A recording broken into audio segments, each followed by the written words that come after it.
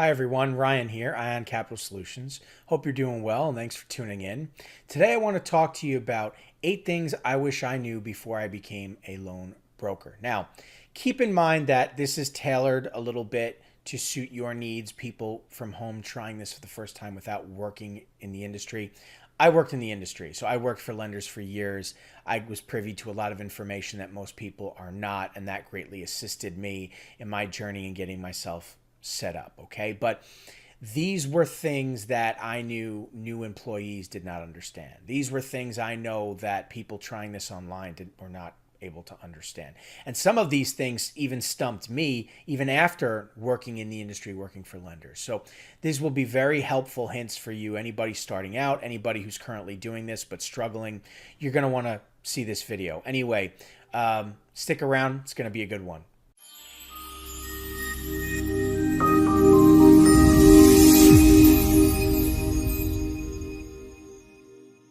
Okay, so let's talk about the first thing I wish I knew before I became a loan broker. Okay, not all lenders will accept me as a partner. Now, I had it really good because I worked for direct lending firms. And whether you realize it or not, direct lending firms are also brokerages. They farm out the deals that they don't want to take risk on to other lenders to see if those other lenders will take the deal.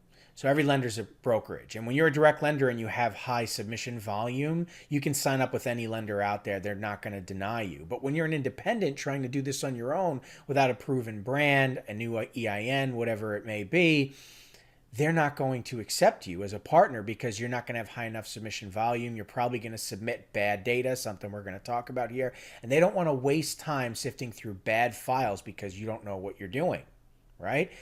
One of the first things I realized is, oh man, some of these lenders that I'm used to working with won't work with me as an independent. Buying leads doesn't mean there's a fundable deal in the batch. Now, my old firm, we used to spend around $25,000, $30,000 a month on leads to feed the floor. When I was an independent on my own, I tried, $1,000, $2,000, $4,000, $5,000. It took around $6,000 a month on average for me to have enough data there to fund enough deals to where I was earning a decent profit. That's a lot of money up front. There's no guarantee that there's a fundable deal in there. And if you don't know what you're doing and how to find a fundable deal versus just a complete and utter waste of time, you very quickly find yourself in a deep, deep hole, right? By the way, there's a better way. You don't need to spend a penny on leads. You do not need to buy live transfer leads, age data, whether it's 30, 60, 90 days old. That's all crap. You don't want any of that. You don't need to pay for advertising. You can have a nice, fat, full funnel for free. You just need to understand multi-platform marketing, something we can teach you here at Ion. But anyway, clients are skeptical of independent brokers. Now, this is important. When you talk to a client, they don't know you, they don't know your brand, and they're going to immediately compare you to everybody else they ever spoke to. How do you stack up? Do you have reviews online, Better Business Bureau? What does your website look like? What does your logo look like? Are you going to now spend time building a website, building a funnel, and getting established online, and creating all these reviews, and blah, blah, blah? You know how much time that takes? On top of building a business model. Do you even know what a successful business model looks like? Are you just going to guess at it? You're going to buy from one of these dime a dozen blueprint programs who are going to share with you a map to success, which flat out doesn't work. It just does not work like that. I'm sorry. Anybody who tells you that you can create a website, sign up with a lender, run an ad, find interested parties who want money, forward their documents to a lender, and you're a loan broker is lying to you. That's like me walking up to you and trying to hand you a bag of surgical equipment and saying that, hey, just go rent a space. Here's some surgical tools. Congratulations, you're a brain surgeon. Go start cutting people open. It just doesn't. It's ridiculous when you really think about it. It doesn't work that way, okay? So with that being said, rather than try and do this on your own and try and build a business model from scratch without experience, you need to be active in the space with people who are already achieving the results you want. Tony Robbins once said, okay, if you want to achieve success, go find somebody achieving the results you want, copy what they do, and you'll get the same results. No brainer, right? Don't build a business. You need to work with a mentor. You need to plug into an active working model. You need to learn the business. I'm not saying take a job working for a lender. And here at ION, we share industry secrets. You can plug in. It's expedited anyway. That's another video. But you do not want to try and just figure it out for yourself. I'm sorry. There's a lot of people out there frustrated trying to do just that. I know they joined my program. But anyway, let's talk about some other items here, okay? There are better products than the ones I'm offering. Now, this was a wake-up call even for me because I was offering a lot of products. I thought at the time, right, selling a cash advance, knowing how to sell higher tier cash advances, meaning clients with better credit, better cash flow could get a lower interest rate, a longer term, the weekly instead of the daily, or even some were willing to give a monthly, whatever it is. That's a horrible product. It's not a good product. 55% interest rate is insane. But when you push that kind of product, it's between 40 and 55% often enough. When you see an offer that's 35% or 30% or 25%, you think that's a great offer. It's not. It's way too expensive. When you think about, equipment financing, you do that a few times, but you realize it's actually kind of hard to get those deals through if you don't know what you're doing. You talk about asset-based lending where you try and offer an asset, something we're going to talk about in a minute, and all of a sudden the lender's not interested in that asset as collateral and you can't figure out why. You're offering the wrong types of products. You don't understand how it actually works. You're not able to help clients. You don't even understand their needs to some degree, right? I mean, stop and think about if you want to help a certain type of business, but they don't have, for instance, if you try and give a seasonal business a cash advance, you can't do that. They don't have consistent cash flow to afford a repayment schedule. Those schedules are over 3 months, 10 months, whatever it may be, with a weekly payment. If they're seasonal, they can't afford that payment. It doesn't work like that. If you have a business that has significant equity in real estate, they're not interested in a loan, a term loan, a cash advance. They're just going to eject cash out of equity at a very low interest rate. That's how they raise capital. And yet you're trying to figure out why that construction group won't work with you or take a loan from you, or that realty company or whatever it may be, right? Anyway, there's better products out there, and you've got to understand what you're up against, and you've got to have the right tools in your utility belt to be able to go to market and compete. My files keep getting declined by the lender. Now, this is the biggest problem. If you do not know how to qualify your clients, if you don't know how to analyze their financials, calculate affordability, understand the difference between revenue, wires, deposits, know how to read a corresponding balance sheet, a profit and loss statement with corresponding balance sheet, tax returns, whatever it is, then you don't stand a chance because you don't understand the difference between a good deal and a bad deal. If you don't know how to qualify assets, understand the lender's resaleability of those assets in the case of the borrower's default, you don't understand the product you're offering. So how could you possibly understand whether or not you can help the client? Just because they say millions of dollars, you think it's a big deal? It's not how it works. You need to understand, right? And so you have to become an expert in qualification and the lender's underwriting process so you can perform these procedures yourself. So by the time you hand the file off to the lender, you're handing off a good file that's going to fund and you're going to make money. That's the truth. Anybody telling you anything different is lying to you.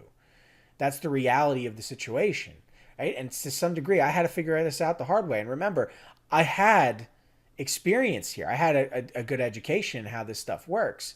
What about the person who's just trying to figure this out for the first time? If you're not exposed to this information, you're going to really struggle. It's important that you learn. The lender isn't interested in using the client's assets as collateral. Understand this. Let's keep it simple here, okay? Let's say that you want me to give you a loan, but I don't trust you. I don't feel like you're going to pay me that money back, or your cash flow, right, it looks tight. I'm not confident. But you want to tie an asset to it as collateral. So in the case of default, I can then take that asset and go sell it and get my money back. And you say to me that you want to offer me your computer that cost you $1,000, right? And so I'm lending you $1,000. And if you don't pay it back, I can take that computer and I can sell it and get my money back. It comes down to how new is that computer? When was it built? What kind of material, what kind of video card is in there, processor, whatever it may be. And then is there a market for that equipment? Can I resell that equipment and get my money back? Is it even that valuable anymore? I need to appraise it, right? Think of that on a larger scale, right? If you want to offer, if you have a oil drilling company that wants to offer its oil rigs as collateral, can the lender, even if it's millions of dollars worth of assets, can the lender acquire that asset, even know how to go about doing that? Is there a market for them to claim it and then resell it and get that money back? Who's going to do that? How are they going to get their money back? If not, the lender's just not interested because they're not confident that they could get their money back in the case of default. And the lender, all they care about is getting their money back. So the deal won't go through. What about vehicles, right? The lender's not interested in vehicles for the most part unless they're relatively new and there's a market for them, right? So they're going to want to see VIN numbers, make and model and year and all that. You have to understand this. Otherwise, you're going to talk to some car dealership that's going to try and send you a list of 30, 50, 100 cars or whatever and send you statements, and you're going to go back and forth with the lender, and you can't understand why this cash flowing business with all these assets can't get funded, and you think you have a good deal, and you don't realize that the lender just they don't like dealerships. They don't like the swings. They don't want to have to deal with the vehicles. They're not a dealership. They don't want to sell cars. It doesn't work like that. There's nuance here. You have to understand these things. If you don't understand these things, right? You see what I'm getting at? And so this was news to me. I had a lot of deals like that. I had one guy who was pulling gold out of the earth. He was sending me pictures of giant rocks of gold, and he wanted to utilize assets to get loans for millions of dollars. I thought it was the biggest deal I ever had. It went nowhere. The lenders weren't interested in anything the guy was offering. They're not interested in the equipment he had. How are they going to resell it? They don't want to deal with that. They wanted stable cash flow, and he didn't have it. He had assets, but he didn't have that, and they didn't like his assets. So there's lessons to be learned here, right?